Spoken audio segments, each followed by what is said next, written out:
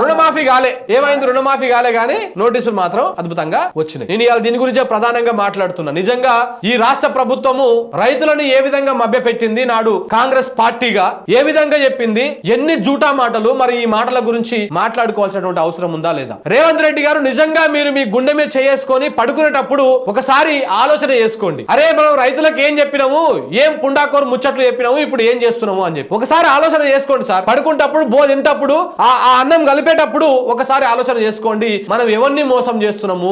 రైతాంగాన్ని మోసం చేస్తున్నాం. రైతాంగాన్ని నమ్మించి గొంతు కోసినాం మనం. 9వ తారీఖు నాడు నేను రాగానే ఏం చెప్పినావు, రైతు భరోసా ఇస్తా ఎకరానికి 15,000 చొప్పున అన్నావు. అది వేయలే. సరే అది వేయకపోగా కొత్తగా వచ్చినావు, కొత్త సంసారం పెట్టుకున్నావు, జర కుర్చీ చదువుకోవాలి, బట్టలు చదువుకోవాలి, ఇల్లు దిద్దుకోవాలని చెప్పేసి జనం కూడా అర్థం చేసుకున్నారు.